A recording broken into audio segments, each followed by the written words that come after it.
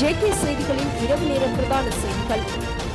ஊழல்வாதிகளின் எந்தவொரு அரசியல் மிரட்டல்களுக்கும் தேசிய மக்கள் சக்தி அரசு ஒருபோதும் பணியாது என்று அமைச்சர்களான பிமல் ரத்நாயக்க மற்றும் சுனில் ஹண்டுநேந்தி ஆகியோர் முன்னாள் ஜனாதிபதி மஹிந்த ராஜபக்சவுக்கு கடுமையான பதிலடி கொடுத்துள்ளனர். நாட்டின் பொருளாதாரத்தை வங்குரோத்து நிலைக்கு தள்ளி உயர் நீதிமன்றத்தால் பொருளாதார கொலையாளிகள் என முத்திரை சூட்டப்பட்டவர்கள் மீண்டும் அதிகாரத்தை கைப்பற்ற முயல்கின்றனர் என்று அமைச்சர் பிமல் ரத்நாயக்க கடுமையாக சாடியுள்ளார். இவ்வாறான ஊழல்வாதிகளின் எந்தவொரு அரசியல் மிரட்டல்களுக்கும் தேசிய மக்கள் சக்தி அரசு ஒருபோதும் பணியாது என்று ஊடகங்களிடம் அவர் திட்டவட்டமாக தெரிவித்துள்ளார். மக்கள் கோரினால் நாமளே களமிறக்குவோம் என்று முன்னாள் ஜனாதிபதி மஹிந்த ராஜபக்ஷ கண்டியில் ஊடகங்களிடம் தெரிவித்திருந்த கருத்தை கேலி செய்துள்ள அவர், இலங்கையில் பல தசாப்தங்களாக தொடர்ந்த குடும்ப அரசியல் மற்றும் வாரிசு அரசியலை நாட்டு மக்கள் ஏற்கனவே நிராகரித்து விட்டனர். மீண்டும் அதே பழைய முகங்களை ஆட்சி பீடத்தில் அமர்த்த மக்கள் ஒரு போதுமானி வழங்க மாட்டார்கள் என்று குறிப்பிட்டுள்ளார். எதிர்க்கட்சிகளின் அனைத்து தங்களது கடந்த கால ஊழல்களையும் தவறுகளையும் மூடி மறைத்து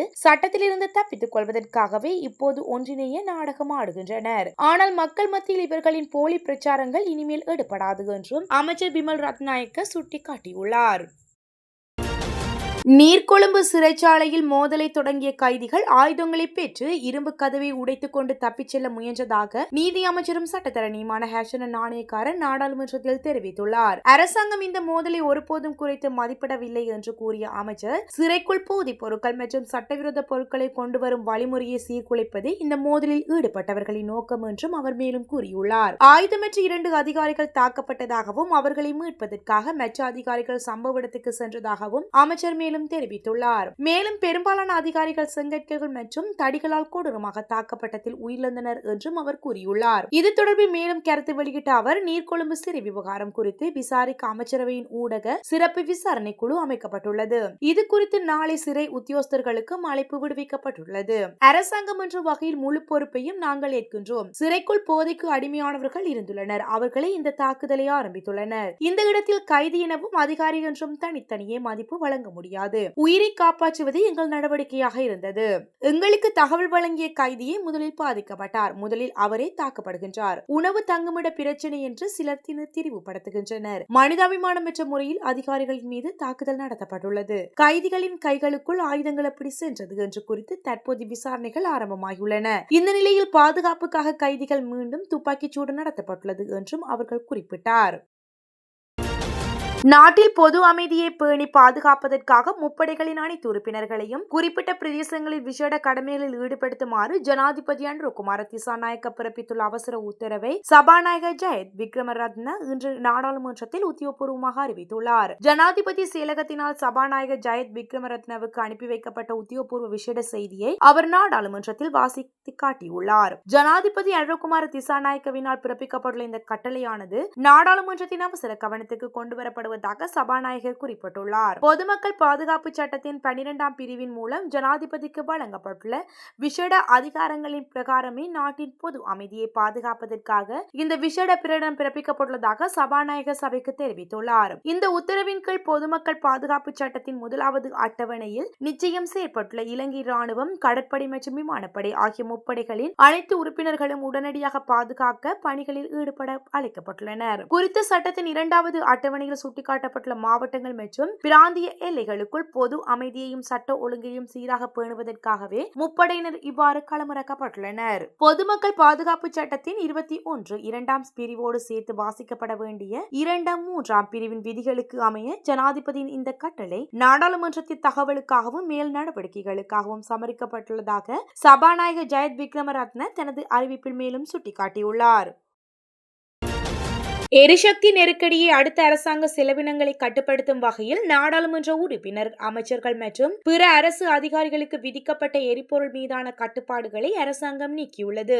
நிதி அமைச்சகத்தின் செயலாளர், அனைத்து அமைச்சக செயலாளர்கள், மாகாண தலைமைச் செயலாளர்கள், சிறப்பு செலவின பிரிவுகள், ஆணையங்களின் தலைவர்கள், துறைகளின் தலைவர்கள், மாவட்ட செயலாளர்கள், அரசு நிறுவனங்கள் மற்றும் சட்டப்பூர்வ சபைகளின் தலைவர்களுக்கு இது தொடர்பான சுற்றறிக்கை வெளியிடப்பட்டுள்ளதாக தெரிவிக்கப்படுகின்றது. மத்திய கிழக்கு பிராந்தியத்தில் நிலவும் நிலவும் போர்ச்சூழல் காரணமாக அரசு செலவினங்களை நிர்வகிக்கும் பொருட்டு அமைச்சர்கள், துணை அமைச்சர்கள், நாடாளுமன்ற உறுப்பினர்கள் மற்றும் அரசு அதிகாரிகளுக்கு வழங்கப்படும் எரிபொருள் படியை மார்ச் 1 நிலவும் எரிபொருள் விலைகளின் அடிப்படையில் நிர்ணயிக்குமாறு அரசாங்கம் ஏப்ரல் 2 ஒரு சுற்றறிக்கையை வெளியிட்டிருந்தது. இருப்பினும் புதிய சுற்றறிக்கையானது முந்தைய சுற்றறிக்கையை ரத்து செய்துள்ளது. அதன்படி ஜூலை 1 முதல் அமைச்சர்கள் மற்றும் நாடாளுமன்ற உறுப்பினர்கள் உள்ளிட்ட அரசு அதிகாரிகளுக்கு தற்போதைய எரிபொருள் விலையிலேயே எரிபொருள் வழங்கப்படும்.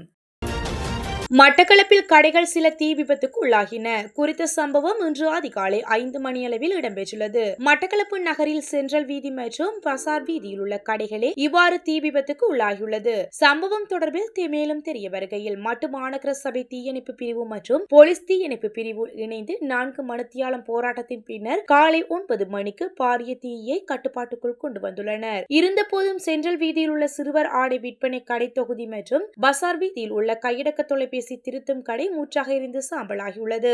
தங்க ஆபரண கடைகள் உட்பட 5 கடைகள் சேதம் ஏற்பட்டதுடன் இந்த இரு வீதிகளுக்கும் தற்காலிகமாக போக்குவரத்தும் துண்டிக்கப்பட்டுள்ளது. இந்த தீ விபத்து தொடர்பாக மட்டு தலைமையக போலீசார் மேலதிக விசாரணைகளை மேற்கொண்டு வருகின்றமை குறிப்பிடத்தக்கது.